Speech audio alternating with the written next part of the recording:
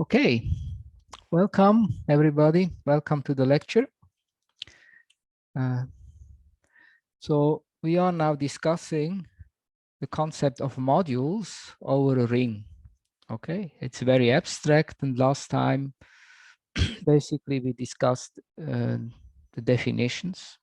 So we defined what is a module over a commutative ring. We had the notion of an A-linear map or module homomorphism.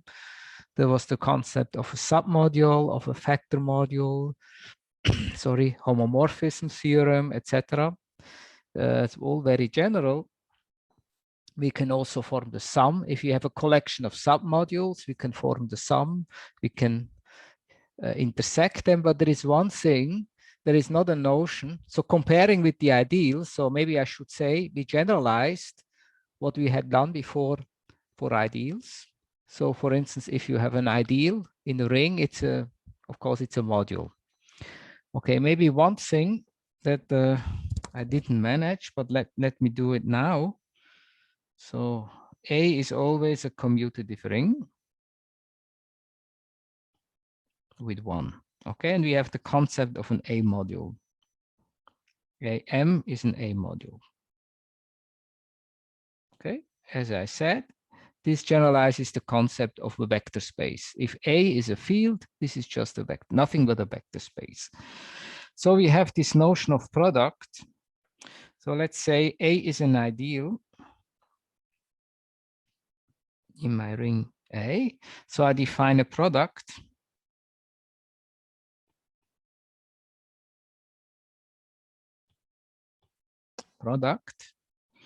of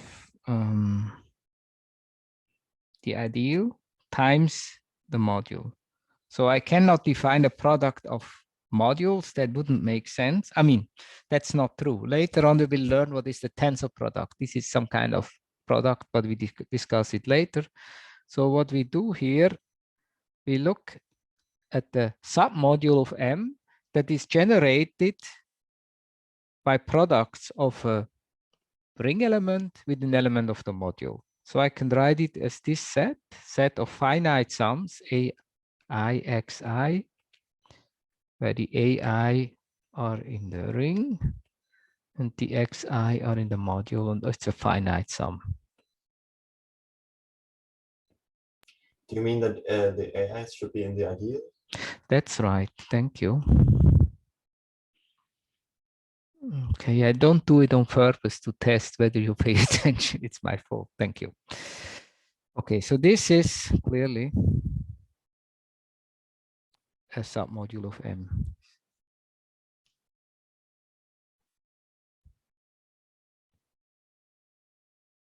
Okay, this is obvious.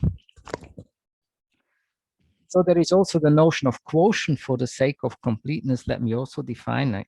So if N and P are submodules of M, okay, we define the quotient. So we learned already the notion of quotient for ideals. Okay, actually we learned what does it, yeah, we learned it for ideals. So now here we have it more general, but it's basically the same. N divided by P, okay, is the collection of those elements in the ring, elements A, with the property that A times P is contained in N. Okay, so maybe this is a bit less intuitive than the other concepts that we have. So this quotient of the two submodules is an ideal. Okay, this is an ideal of A. So it lives in A. Very easy to check that this is an ideal. There is one situation that is of particular interest, namely when n equals 0. In particular, probably that's the most interesting case. So what happens if I divide? Okay, this is a bit, right. How shall I say?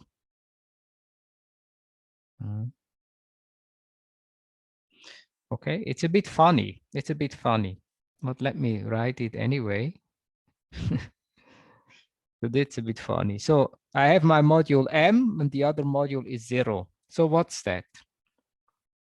It's the collection of those ring elements A with the property that AM equals 0. So this makes a lot of sense. So this is the collection of elements A that when you multiply with A, you just get 0. These are the elements of the ring that annihilate the module. That's why this is called the annihilator. Annihilator of a module. Very important notion called annihilator. Annihilator. In German is Annihilator. So this is an ideal. Okay. We see examples later on. So what is important about it, in a way, the ring elements in the annihilator are quite irrelevant, okay, in terms of multiplication. They just, everything is mapped to 0.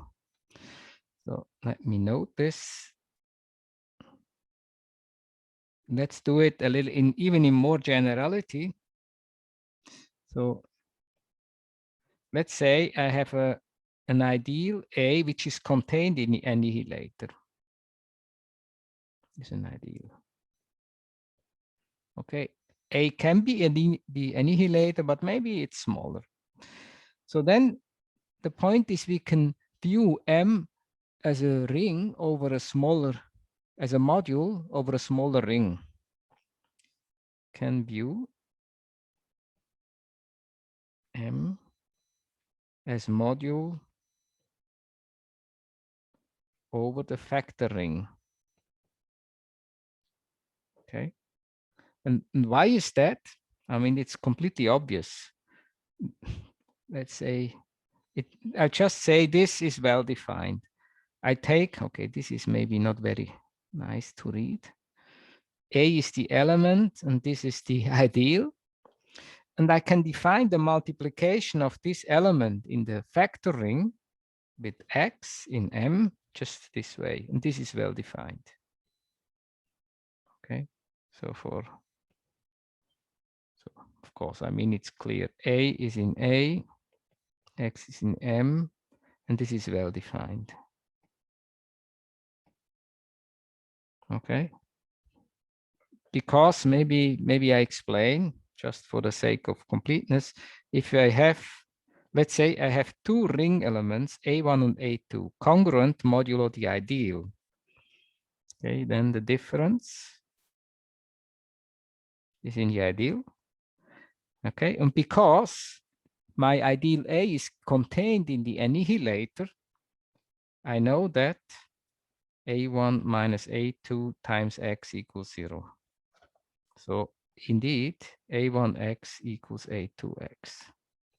So it's defined. Okay. Good. So what I can always do, I can divide by the annihilator. And there is a naming here. Okay, those modules where with the property that the annihilator is 0, those are called faithful, in German, treu.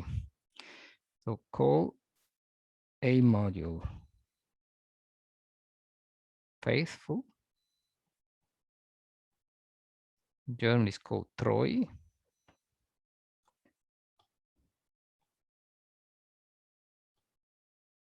Okay. If the annihilator is 0. Let's move this a little bit.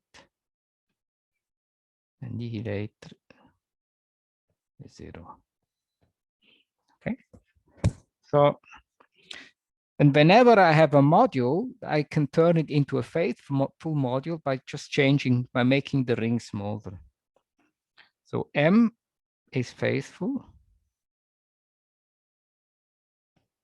as a module over this. I divide A by the annihilator. Okay, I just noted that this is a well-defined module. And then it's trivial to verify that this module M over this smaller is faithful. Okay, I just turned it into a faithful one by making the ring smaller. Okay. So this is just very, in a way, it's a little bit, it's abstract. Okay, just concepts. But I promise today we will start with something more substantial when we went through all these definitions. Okay, I mean, I have a remark. It's basically a Tia McDonald, but of course, all these things one needs to do at least once in a lifetime. So, for instance, what happens? What is the annihilator of a sum of submodules? Or for a family of submodules. Okay, interesting symbol that I get for a family. Let's say Mi, not necessarily finite. I is an index set of submodules of M. I can form this sum.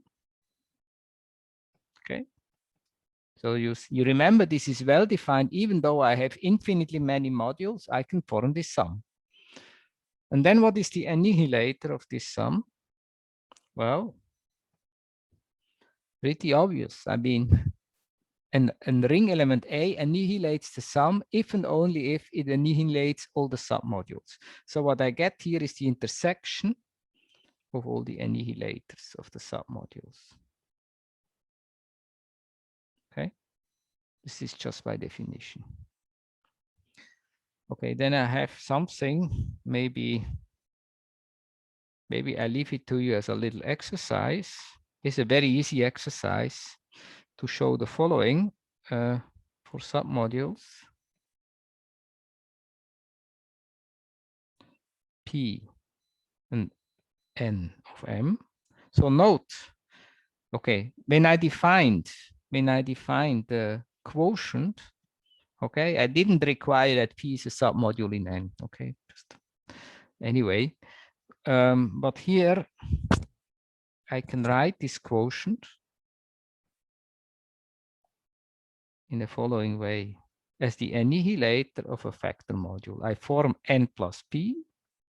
I divide by the submodule N, and that's it. Okay, you check. It's easy to check. I leave it to you as an exercise. Okay, right. So there is the,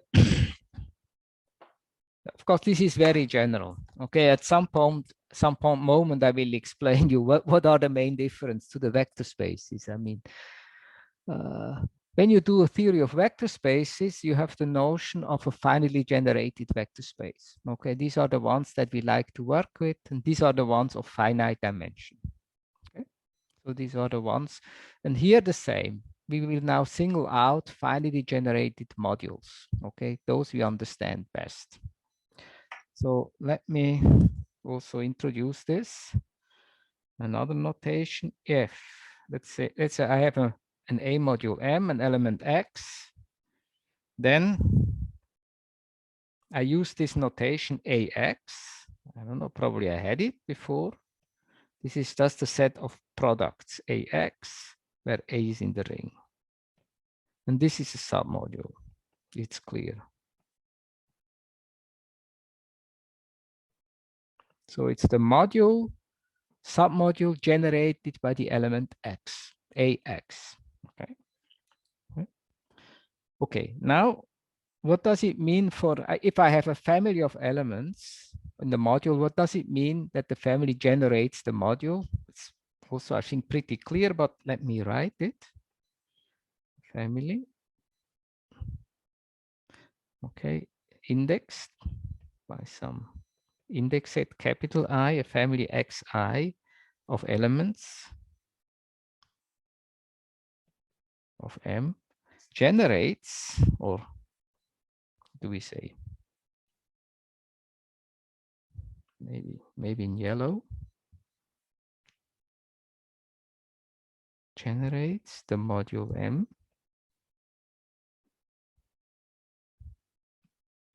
if, well, I can write it in a very compact way. I can say M is the sum of the AXI. This is quite elegant. So this object that I have here, this one, is the module generated by the xi. It's the smallest module, submodule of M containing all these generators. That's what it is. And if this equals M, we say the system generates the module. Makes a lot of sense. Okay. So what does this mean? This means, so it means that every element in my module can be written as a linear combination, of generators. This means that every element of M can be written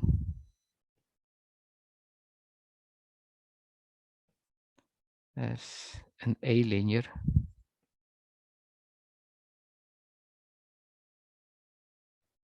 combination of the xi. Of course, this linear combination is always a finite linear combination. Okay. And not necessarily unique, of course. Okay. So, good. And then we say that the module is finitely generated if it has a finite set of generators. It's finitely generated.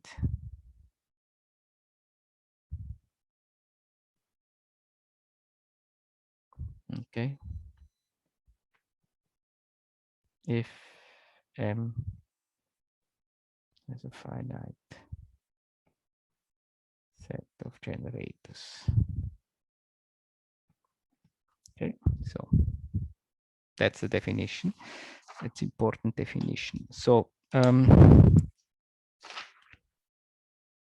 good. So what else? Now let's discuss, okay, notions of direct sum, direct product, and then free modules. Okay. Let's go on with the 2-4 direct sum products. Okay, there is a little distinction between these two notions. Okay, maybe I move this down. Okay, good.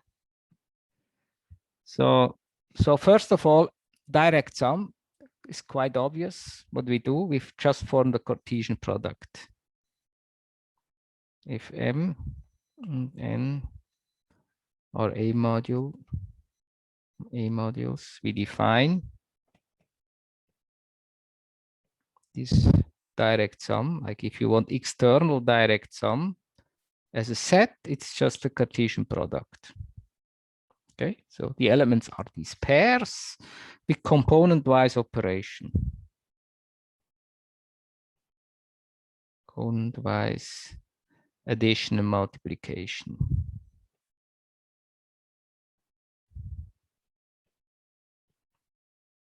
Okay, so pretty obvious. So like x, y, this pair multiplied by a is just defined this way.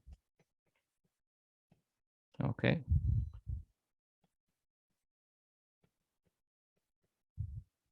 Okay. So I hope I don't bore you with all these definitions, but I think it's good to do it quickly. Okay. So I can also define such a notion if I have a family, okay, a whole family of modules, even if it's an infinite family. So more generally. Okay. For a family of modules, maybe. So I have this family indexed somehow of A modules. Okay, we define. Okay. On the one hand, we have their direct product.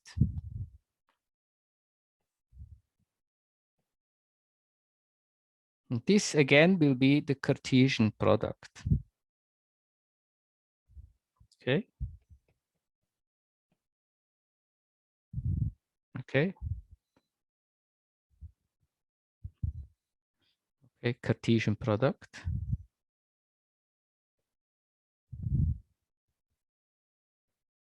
With component-wise operations.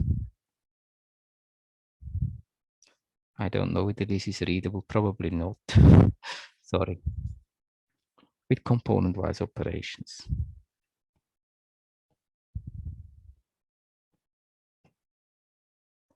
Okay.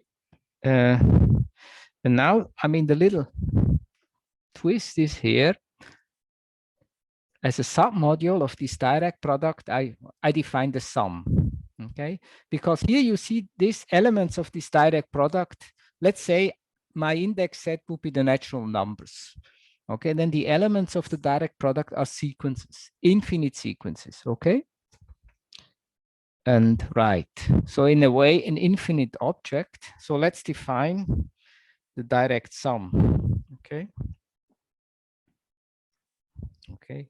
So the elements first, the elements of this product are, I can sequences, or maybe I can say families, xi. Okay. Where small xi is in mi.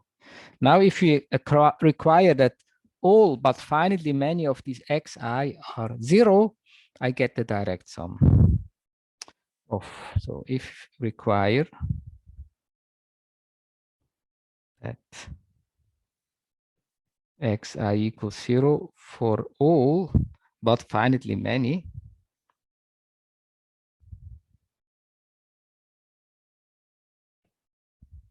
indices, okay, we get the submodule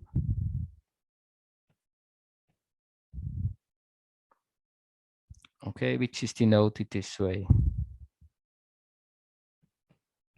Okay, and this is called the direct sum. It's a submodule of this.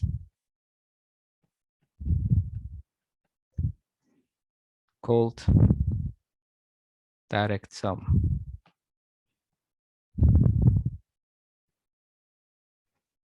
Of the mi.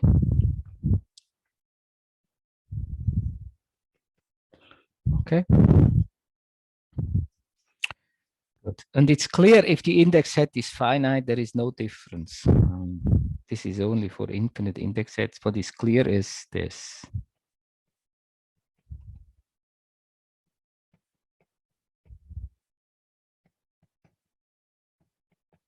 If I is finite. Okay. Good. Maybe unreadable again. So, okay. So what do we do with this concept? Right. So let's first, before we go to modules, let's first see. Okay, let's relate it to rings. So, right. Okay. So assume I have finitely many rings, and then I can form the Cartesian products. Assume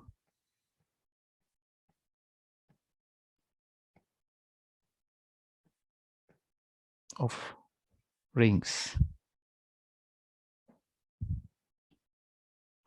So, okay, what I want to do here, I want to clarify the connection of direct products of, say, modules and rings.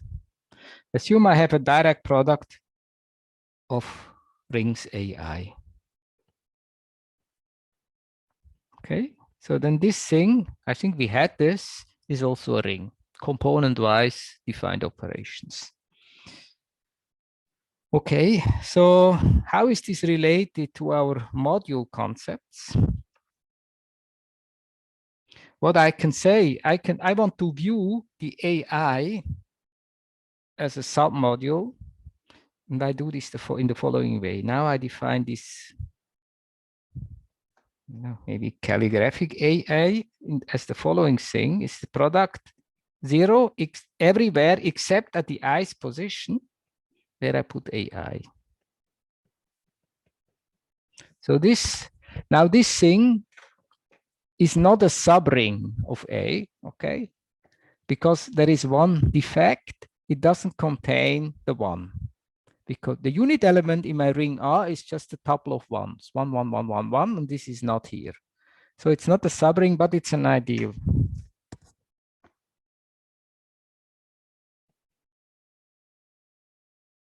of A. Okay, not a subring in general. So, but then what we can say then,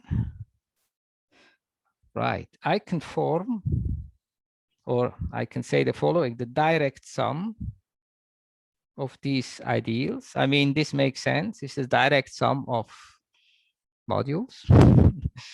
So, and this is equal to A, considered as A modules.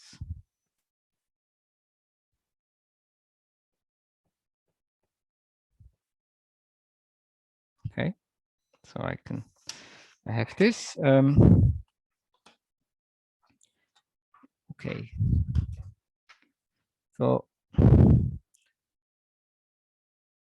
this is for, I mean, that was the situation where A has this very special form. It's a Cartesian product. But we may encounter this in a setting where the A is not a Cartesian product, okay?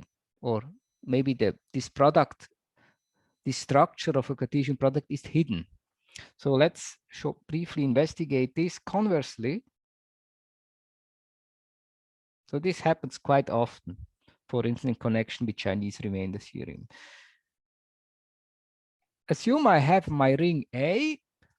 In this ring A, I have ideals A1 up to AN, and I have this module, direct decomposition. So given a module decomposition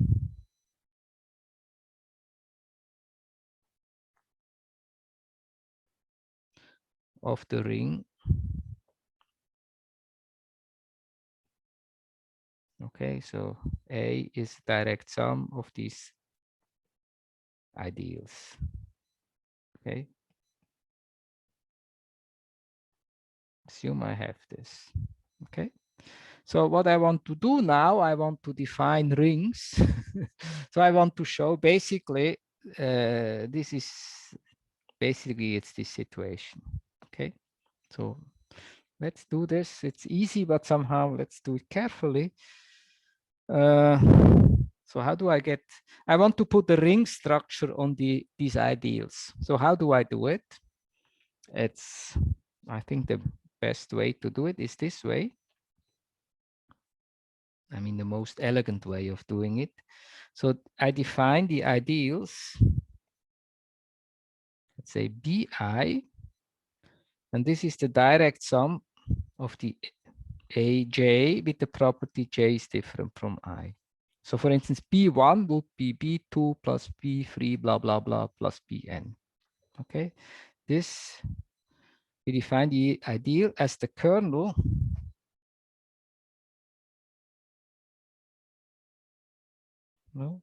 of the projection.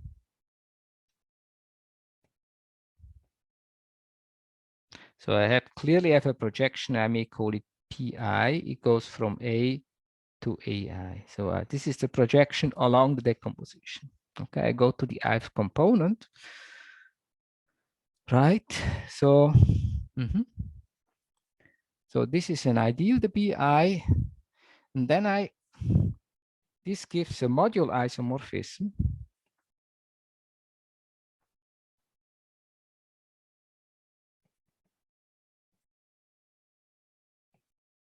So actually the PI, I should think the PI is not a ring, you know, homomorphism, but it's a module homomorphism. It's a module homomorphism.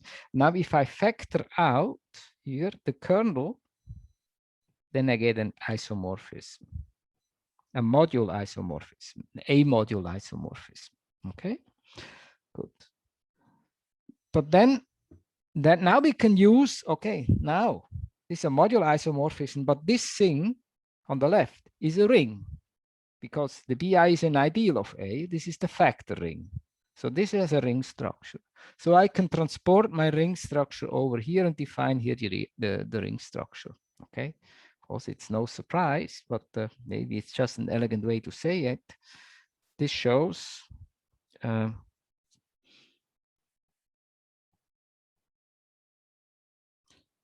that the multiplication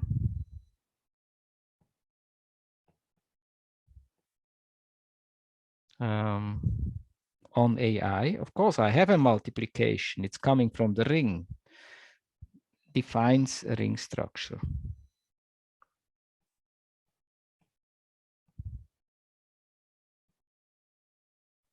On this thing.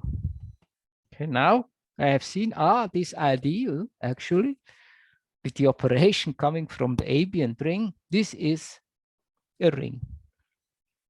Okay, but it's not a subring, it's a ring. Okay, good. Okay. So now, what is the identity element in this ring? Denote. By definition, I just take the identity here and map it. Okay, this must be the identity in my ring, and let's denote it EI, and this is PI of the identity in my ring A. So one is the identity in ring A. Define by the identity of the ring AI. Okay, so we have the following properties that easy to verify and not surprising at all. So if I add up all these elements, I get 1. Okay. And these AI are idempotents. AI squared is AI. And AI times, okay, EI times EJ equals 0 if I is different from 0. Okay, this actually this would need proof, but it's a very easy proof. I don't know. Okay. There's not much to prove. I mean, maybe I leave the proof just to yourself. It's very easy to verify. There's no problem at all. And this is called a decomposition of 1.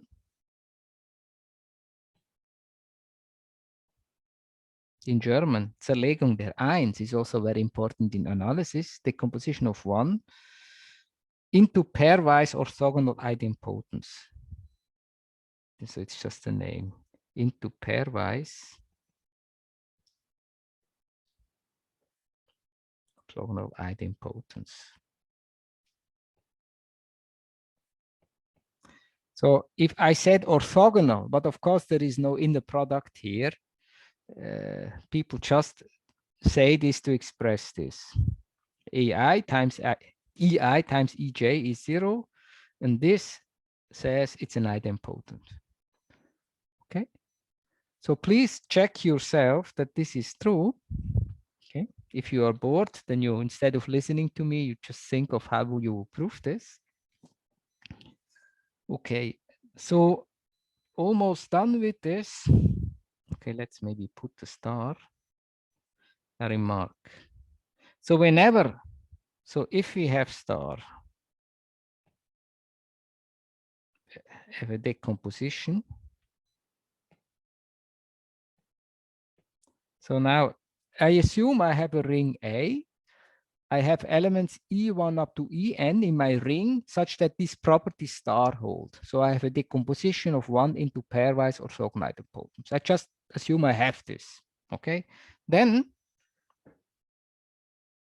I can see I'm actually in the situation from before. Then define. Now I define ideals. Okay. Namely, AI is just the ideal generated by the ith idempotent. And then one easily checks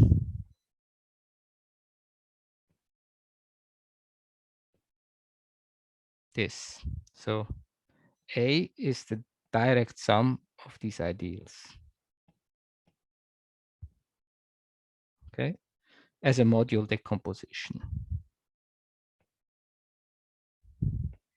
Okay, and moreover,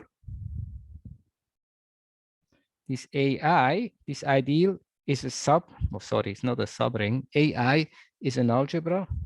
Okay, I would say algebra is a ring with unit EI.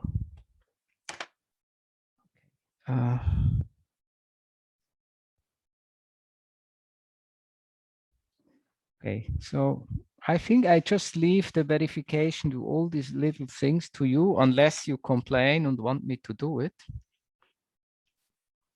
It's up to you.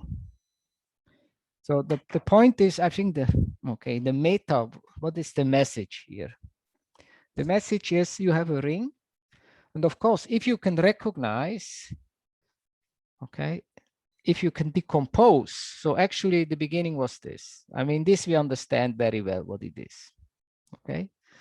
So the ring factors as a product of rings. Of course, if you have this, the situation simplifies a lot. So this is the situation that we encounter when we do the Chinese remainder theorem, okay? So, but sometimes this is a little bit hidden. You don't see directly this. It's as you can see if you think of Chinese remainder theorem, but then we can recognize that we are in such a situation when we have this. I mean, then we can find the decomposition of one into pairwise orthogonal idempotents. This tells us, we have such a thing. Okay, now I don't write it as a product, I write it as a direct sum of these ideals, but you understand that this is basically the situation we started with. Okay. Any questions on that? Do you need an example here?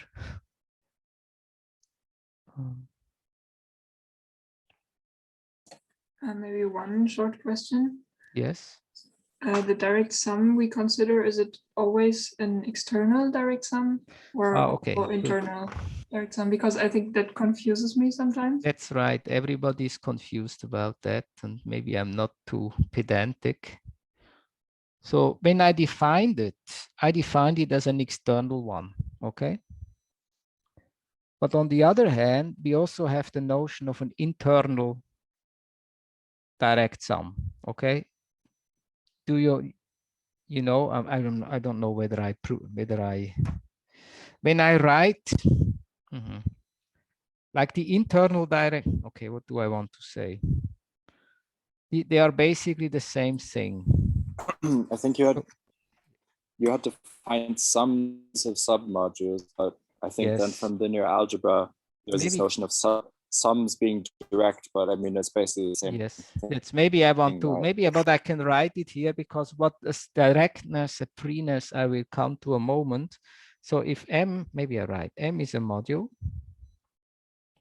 The MI are submodules.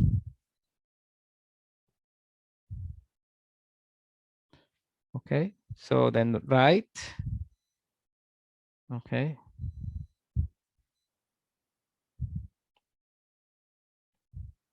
Okay, shall I do it finite or infinite? Maybe finite, okay?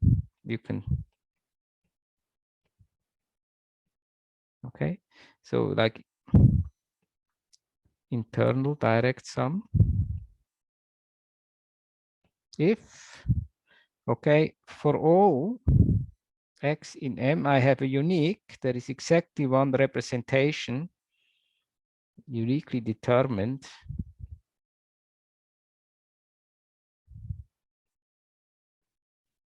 This is an N such that I have this. So this would be the definition of internal direct sum. I wrote it for a finite sum to save some space, but you can do it also for infinite.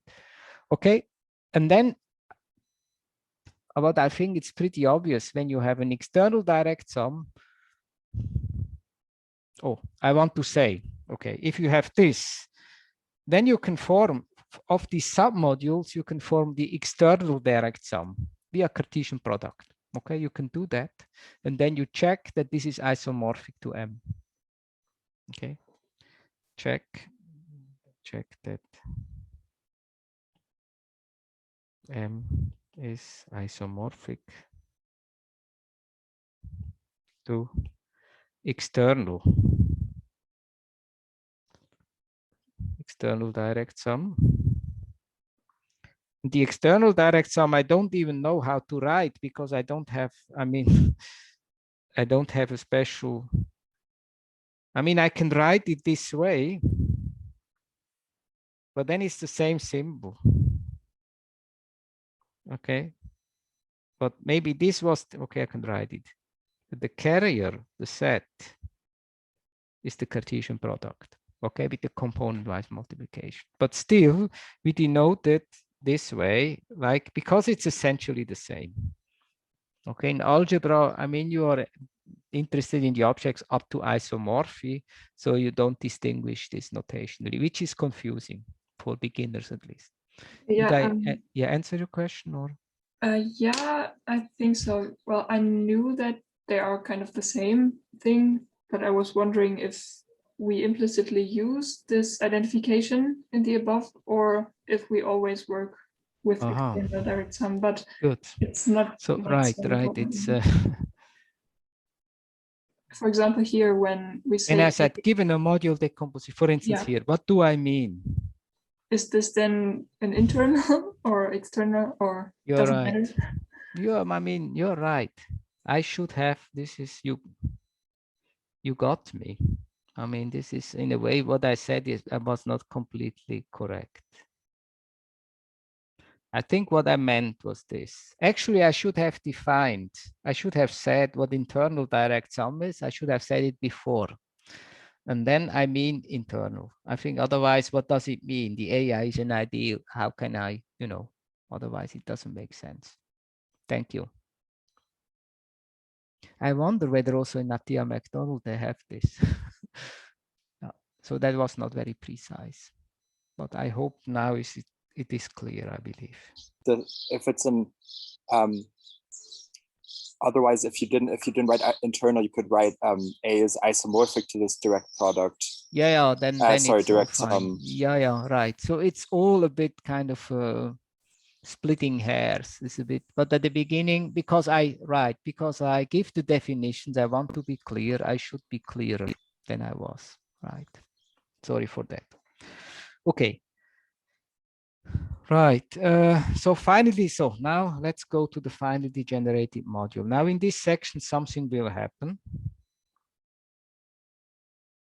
Not just definitions, finally generated modules. So let's first discuss the concept of free modules. So the free modules are in a way the best, okay? They are like in linear algebra.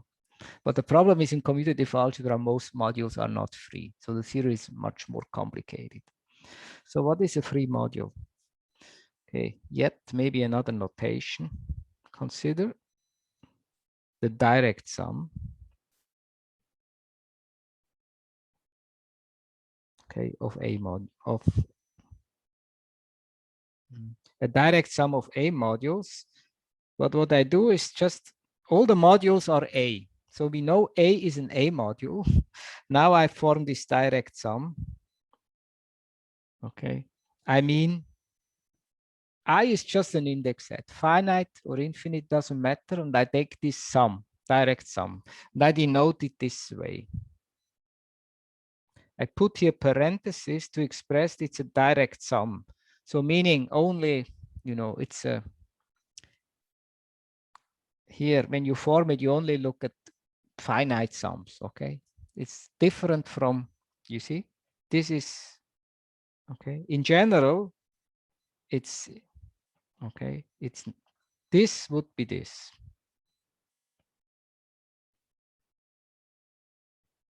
Okay, and this is different if A is infinite. Okay, so on the right is just the Cartesian product. So, okay, this is this notion. So in the definition, a module is called free, an A module. M is called free. Frei in German, frei.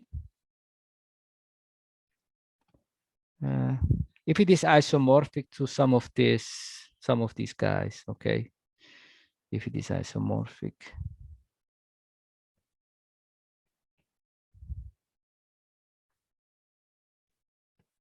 to some AI. Okay, so there is maybe, okay. I mean, I'm only, okay, I wouldn't say so, but I'm mostly interested in the case where the index set I is finite, okay, and then I don't have to make this subtle definition anyway. So those are called, okay. No, this is a remark actually. Maybe I first remark that this object is finitely generated if and only if the index set is finite.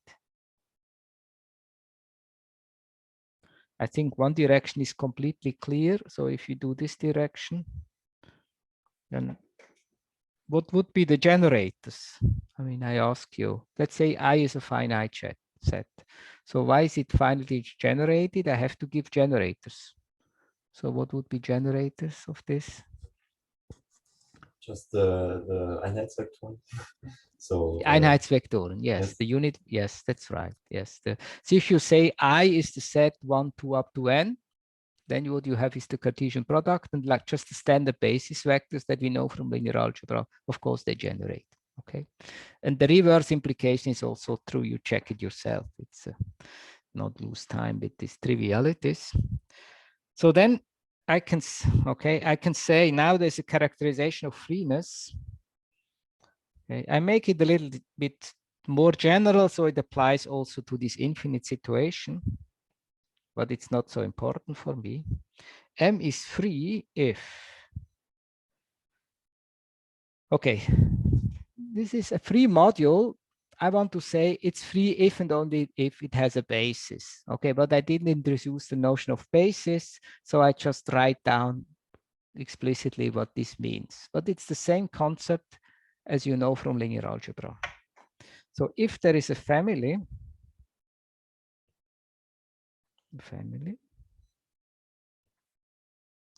okay, the family, the xi are in M.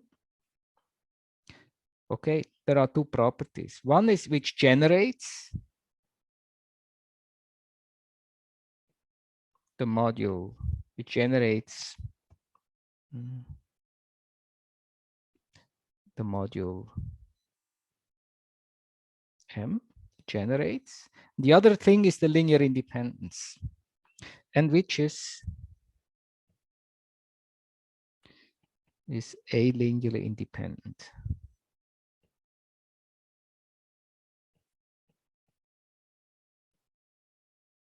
So this means, as you may guess, it means the following. Whenever you have a linear combination, okay, of course, this sum should be a finite sum then, okay? So it's actually a sum over a linear combination over a finite subset of I. If you have this, then for all I, AI equals 0. Sorry.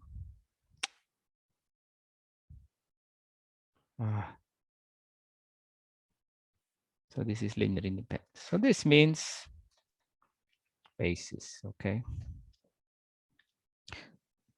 Okay, for all systems, I mean to make it complete. This means for all. Okay, I mean, of course, this is for all systems. Okay, I can write it. For all.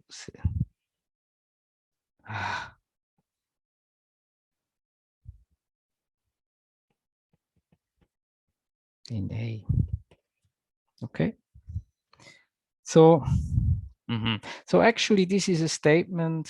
Actually, maybe let's prove it, okay, just for the sake of completeness, because I have already defined what is free. It's here, and now I have this characterization. So it's very easy, but maybe let's do it just for the sake of completeness. Okay, so for one direction, okay,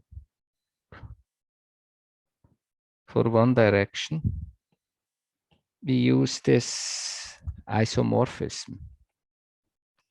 Okay, I have this direct sum. I go to M. So I assume I have this basis xi. Okay, then I have this isomorphism, and it's defined as follows.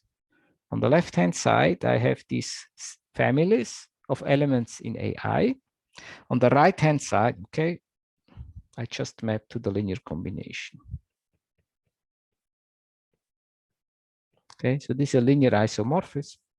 So maybe the only I assume you understand completely what's going on if A is finite, okay? And if is A infinite, it also makes sense. That's the way things are defined. So what I see, right.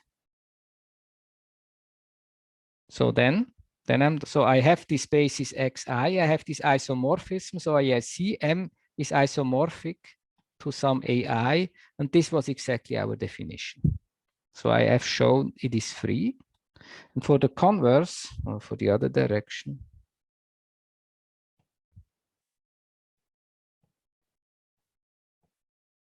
okay, we take, as it was already mentioned, we just take the Einheitsvektoren, but we take, let's say, xi here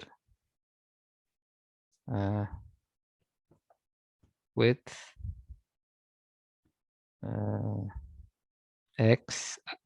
xi as j component, it has this delta thing. So I assume I have this module AI. I give a basis xi, and it's a standard base. It's defined this way. So that's it. That's the proof. Okay, nothing happened actually. Okay. Good. Right. Okay. So, okay. So a comment is, of course, if my ring is a field, then, okay, then any K module is free. Then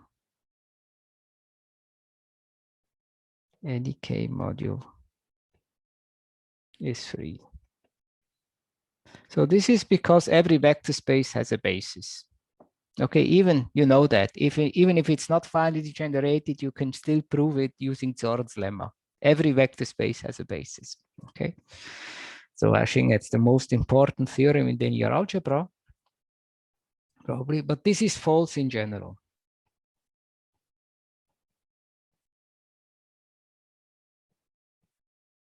So if A is, any commutative ring, this is false. Actually, it's very false. We will see many examples. And this is, let's say, causes a lot of the difficulties. Okay.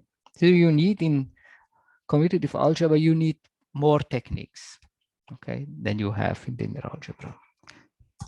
So let's do, okay, give some examples. So let me talk a little bit about the notion of torsion, which is, you don't have it when you have fields. So let's say, here's an example. Okay, A is an integral domain.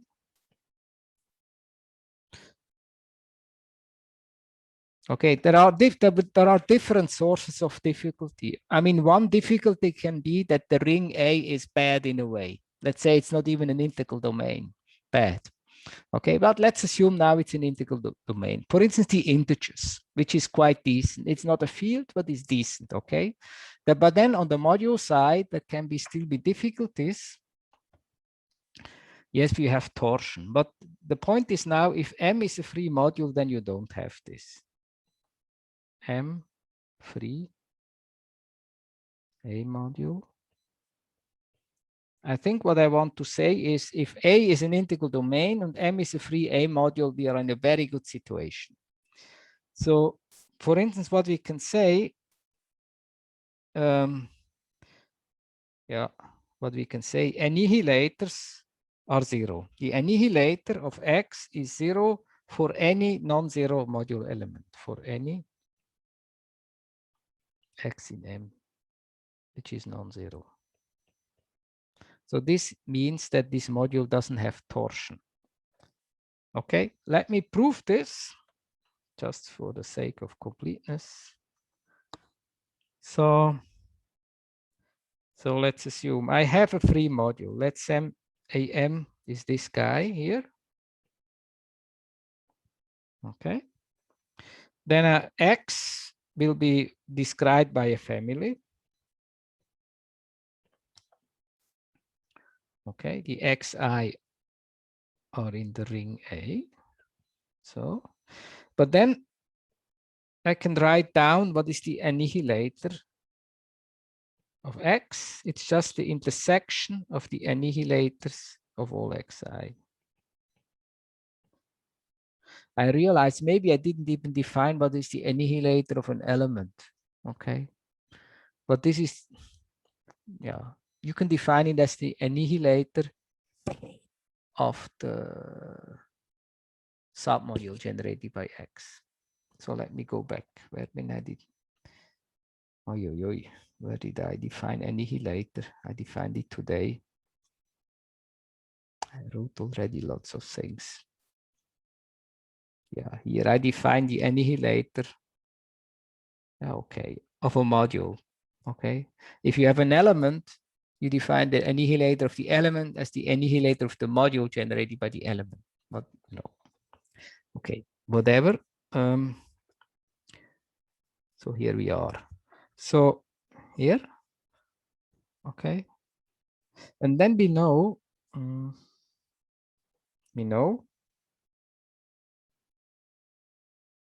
the annihilator of Xi is 0 if Xi is not 0, since the A is an integral domain.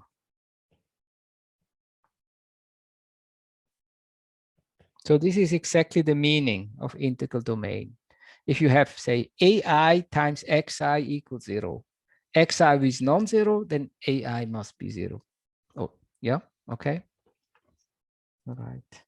AXI 0 implies A equals 0.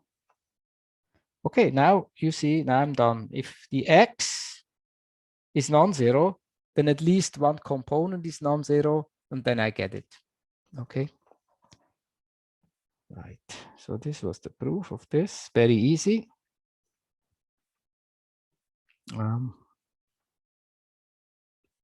Okay. The other thing is just turn this around. Say it again. A is an integral domain. And M, the module M, has torsion. Now I say what this means. Has torsion. Not torsion, has torsion. Okay, maybe in yellow. This means so there, okay, there is some element X in M, non-zero.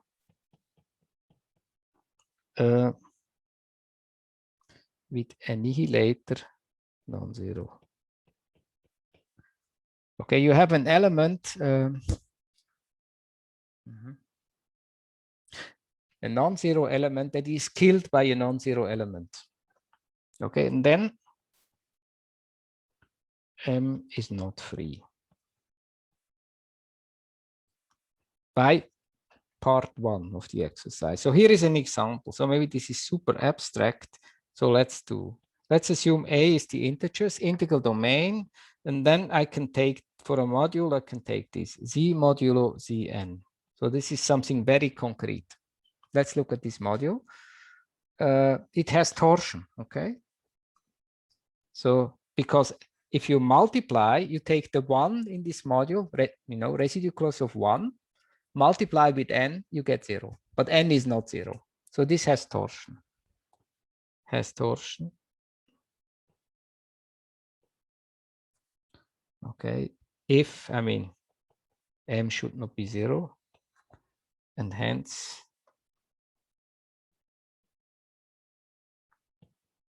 is not free. So, okay, that was a little bit abstract, but what I wanted to say in short, let's take the ring of integers. As a modules, we take the factor rings of the integers. Of course, there is the trivial factoring, which is the integers itself. This is free, okay? Z, okay? But Z is free as a Z module, of course. Yeah, but as soon as you divide out something, it will not be free anymore because you have distortion. Okay, does it make sense? Or so you cannot have a basis. Okay, impossible. Even though, I mean, the problem is the linear independence. You don't find, I mean, generators you have, of course, finite system of generators, but you cannot have a basis.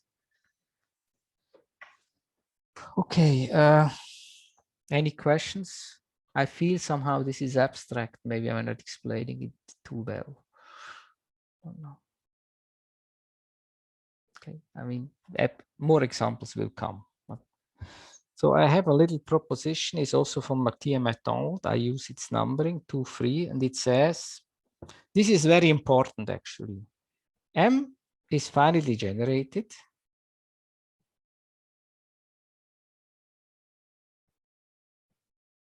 If and only if it isomorphic, M is isomorphic to a quotient of a finite number of copies of A. Okay, M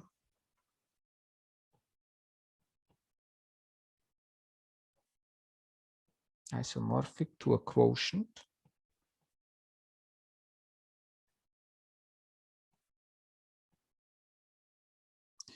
of A to the N for some N, natural number N. So you see, if we go back to the special case where A is a field, K, we have this K to the N. Okay, we know this is our standard vector spaces, and we know every vector space is isomorphic to some of them. Here is more difficult in a way, but we can say a finally generated module is isomorphic to a quotient of A to the N. You need, in general, need to go to quotients, okay? So, good, proof. Do you mean a quotient in the sense of like operations of modules? Module quotient. Okay. Module quotient. Module quotient. Okay. So from left to right. So I assume M is finally generated. Suppose x1 up to xn generate M. I have a finite system of generators. Then I define, so the proof is completely standard. I can define a module homomorphism phi from A to the N going to M.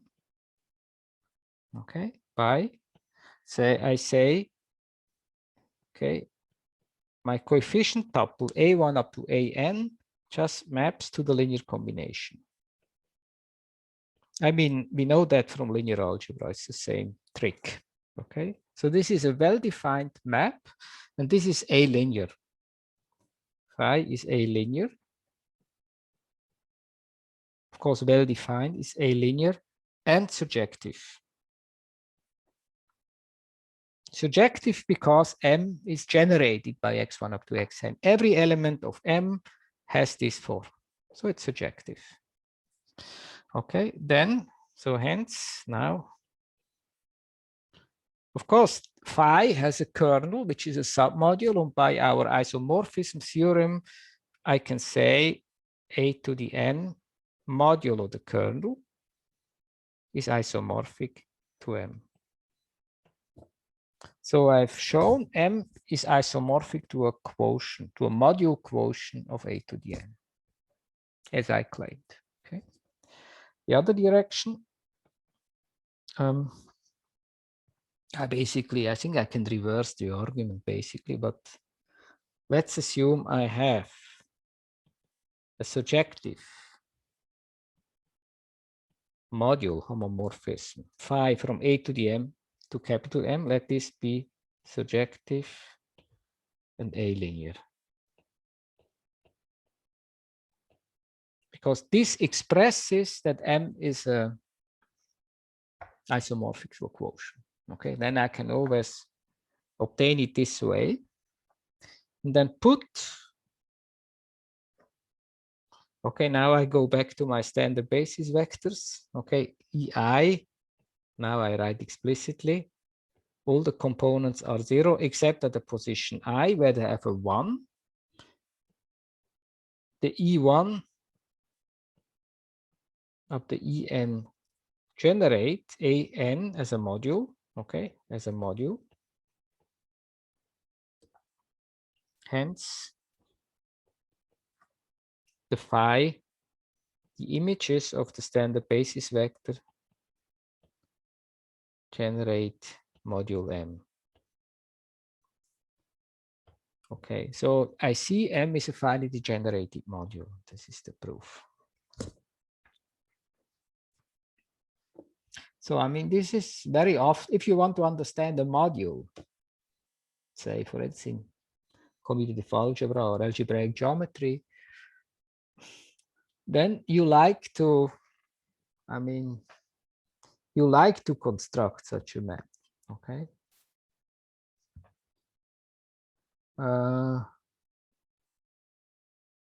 Yes, but usually it's not unique. It's not unique. I mean, well, maybe I should not go into that, but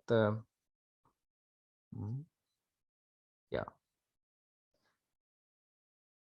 So this is a story. I think this goes back to Hilbert. The problem is you construct such a map. I mean, in the best case, your generators x1 up to xn are linear independent. Then you have an isomorphism, and this is fine, like in linear algebra. But in general, you cannot have this. So your generators x1 up to xn, they will have some relations, okay?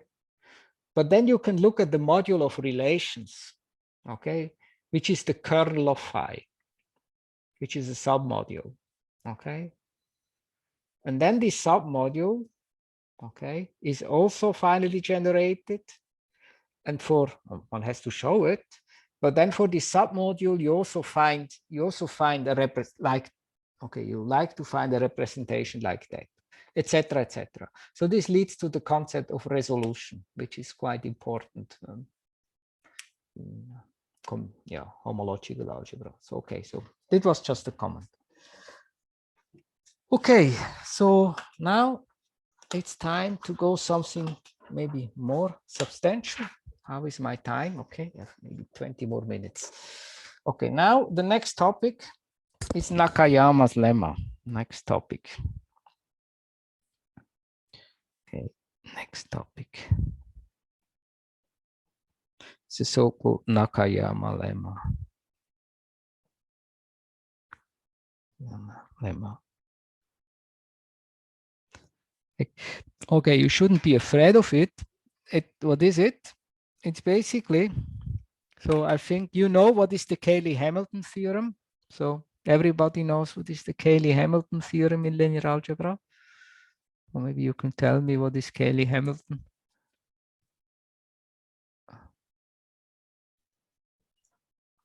If we, sorry. No, you go first. Okay, if we plug in an endomorphism in its characteristic polynomial, then we get 0. Okay, correct. Super. That's exactly what it is. This is the Cayley-Hamilton. Right. And we want to have something analogous in our module situation, and quite surprisingly, this is possible. Okay. And this is very important. So let me write first the Cayley-Hamilton. Recall Cayley-Hamilton.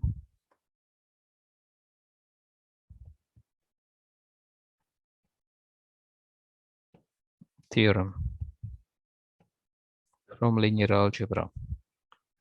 So V is a finite dimensional vector space, K vector space. I just write K space. Phi is an endomorphism of my vector space. There is this characteristic polynomial.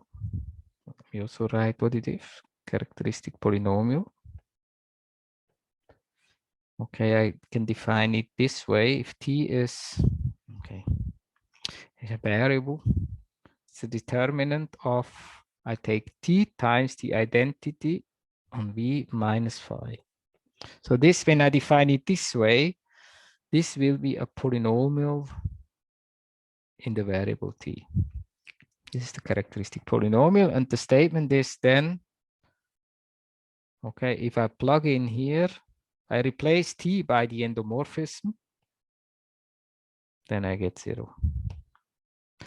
So this means, so let me write it explicitly. If I give names to the coefficients of this characteristic polynomial, let's say T to the n is mnemonic, plus A1 T to the n minus 1 plus da da da da. So these are the coefficients. I mean, these coefficients have meaning, of course. I mean, we have A1, it's up to a sign, it's the trace. AN up to a sign is the determinant, okay? So they are very important, these coefficients. But then, so this just means this, if I write it down completely, I get a linear relation between the powers of the endomorphisms, namely this.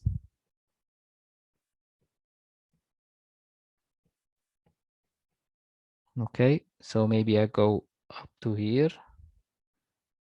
And the AN, okay, to be, okay, I'm pedantic, let me put here identity.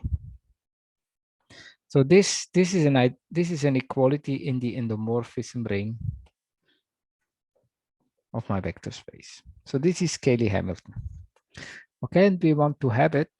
I don't know, probably I don't know. There are several proofs of this Cayley-Hamilton theorem. I don't know which proof you learned in linear algebra, but probably most proofs somehow, I mean, they use that our vector space has a basis, and so they use some of the structure. So the surprising thing is that we can do this for any finely generated module over any commutative ring. Okay, so what is the, okay, but what is the point? Okay, okay, so some preparations.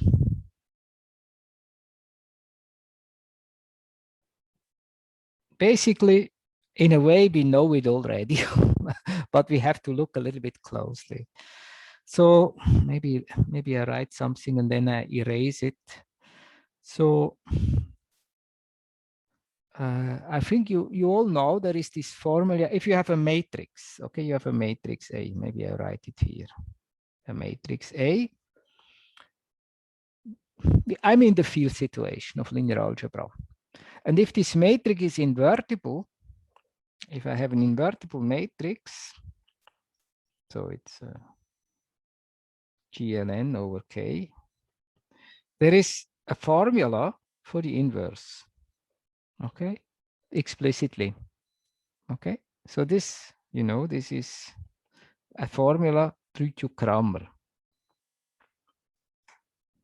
okay? It involves division. So what is it? One writes, actually, this is 1 over the determinant. Maybe I write it this way. Times some matrix, which is often called the adjugate. This is the adjugate. Okay. The adjugate, I can express, okay, what is important here, the adjugate doesn't involve any division. I can define it over any ring, over any commutative ring. The only place where division occurs is here. Okay, we don't want to have division because now we work over any ring. Okay, this is very confusing that I call A. Okay, sorry about that. I should name my matrix different, not A. Of course, A is bad. What is a good name for a matrix? Okay, it will maybe be M. M is a brilliant idea. No, it's not good because modules are also M. It's also bad. You see that. You see now. You understand my dilemma. This is really difficult. No, okay. That's why I want to call it Z. So this is a motivation anyway, and we can remove it. So this will be okay. So good. But I want to tell you the idea. Now the idea is that, yeah, okay. Maybe I can continue a little more. So this, I mean, this formula here, what I have here, wouldn't make any sense in generality. But what I could do, what do I know?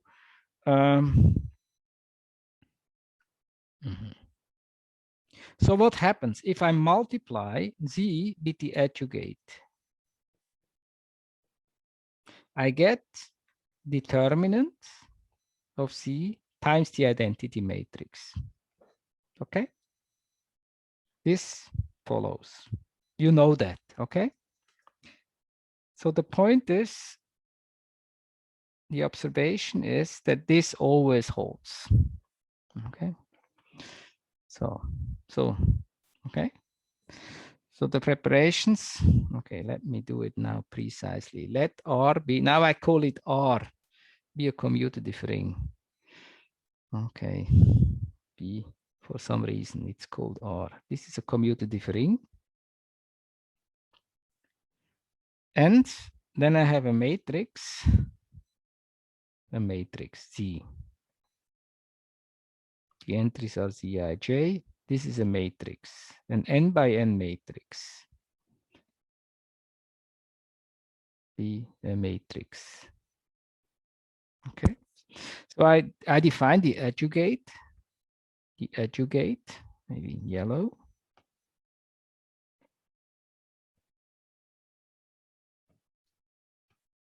Okay, of C. The colors. C is defined as. And I just take the definition that I know from linear algebra. So adjugate, maybe, I know, is it at, yeah, this way. Then I have indices, let's say K and L. And okay, then one has to remember the sign. There's a tricky thing with the sign is -1 plus -1 to the K plus L. And here I take the determinant of a minor. So maybe let me write the minor this way. I put K and L in the exponent and okay, where then I define what it is. CKL is a submatrix. Maybe one should put parentheses. So this is a n-1 times n-1 matrix, and I obtain it by deleting from my matrix C the kth row and the lth column. Is submatrix obtained from Z by deleting kth row, no case, yes, kth row and lth column. Okay, so that's good. Now the crucial thing is this, that this relation holds the adjoint of Z times Z equals, I can also do the multiplication in the other direction. And this equals the determinant of Z times the unit matrix. And this holds in my ring.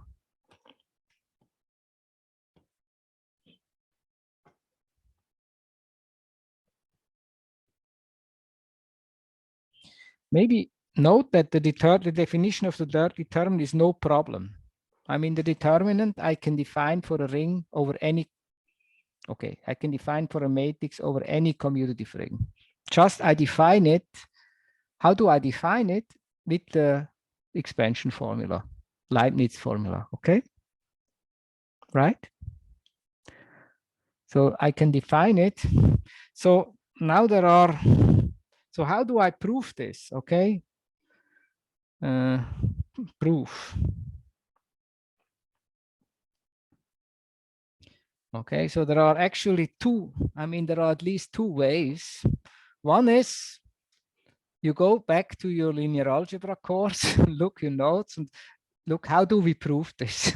And then you realize it's the same proof. Okay, so one, but I'm not going to repeat it. Proof one would be proof one,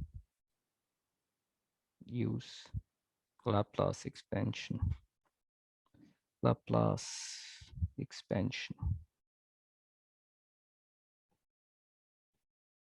as in linear algebra. Okay.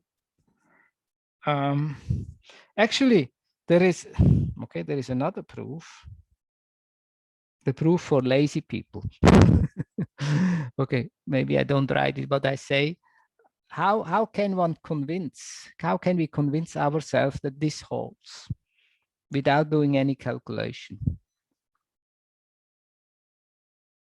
Okay, this is just proof by concepts. Okay, the idea is the following. I want to reduce to the linear algebra situation, which is over fields, but here I don't have fields. So, but what I can do now, I can say, let's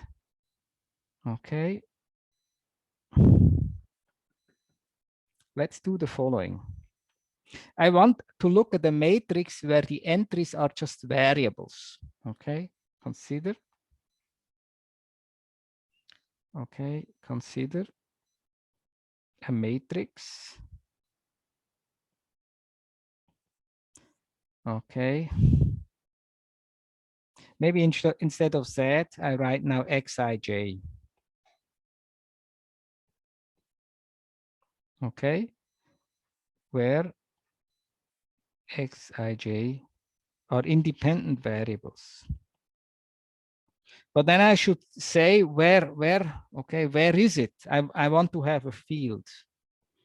Okay, I call the field is called capital K, and K field, K. This is K field of fractions. Okay, field of fractions of polynomial ring. Okay, the polynomial ring, let's say I take the integers and then I join all the variables. Okay. Okay, I have the integers. I join all the variables. I have an integral domain. I take the field of fractions. You know what is the field of fractions? I think you have a field. Okay, so it's a field situation. But then I know this holds. So star holds. Okay, for X, or holds in this situation, also holds for X by linear algebra. Because in linear algebra, you prove this relation, hopefully, for matrices over any field. Okay, so you can take this field of fractions and you take this matrix of variables. This is perfectly fine. Then you have it. It's true. And then you apply ring homomorphism. Okay, now apply ring homomorphism. Now you use the universal property of a polynomial ring. So I have here my polynomial ring in the variables xij. I map it to R by saying, please xij go to Cij. Okay, the Cij, it's just here, in these ring elements. I apply the ring homomorphism. There is such a ring homomorphism. And what will it do? You have this relation, okay, for the X, apply the homomorphism, and you get the same relation for the Z. You are done. Okay, quite elegant. Okay, done.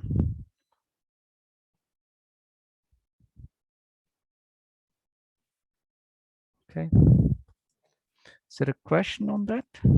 Not exactly on that, but what we wrote before when we defined the adjunct. When I define the adjoint, okay. Adjoint, yeah, sorry. Shouldn't we remove the 11th row and kth column? So it's always Did the I? other way around, right? You're very good. Thank you. Excellent. It's correct on my note, but this was because I have to transpose. Correct. Now let me also do it here. Thank you very much. Very good. That's right. That's always a source. When you write this thing, there are two things to consider. You have to transpose the two indices, and there is the sign. Sorry. Okay. Thank you. And otherwise, yeah. Also correct the 11th row and kth column, I think. Yes, it's good for some. Maybe some people look at my notes. Yeah, I guess it could be confusing otherwise. Yeah, thank you.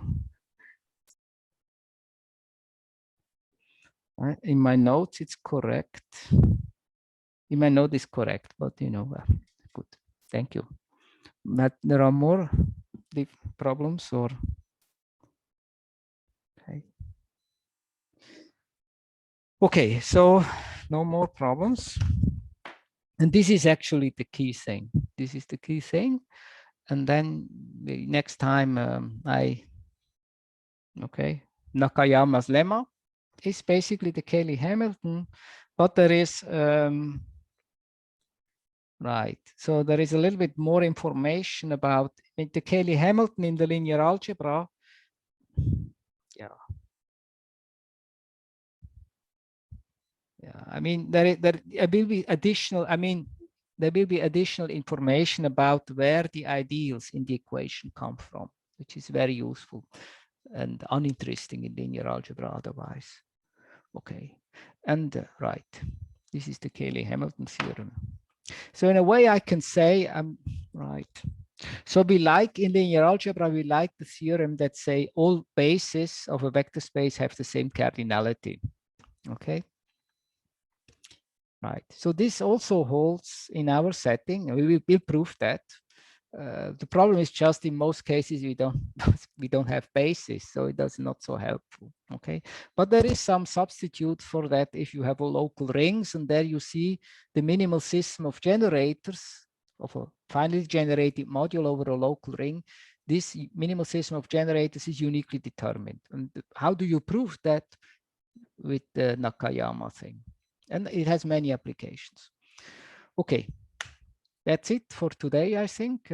Or other questions? Yes, I have a question, but if you want, you can stop the recording. It's okay. Thank you.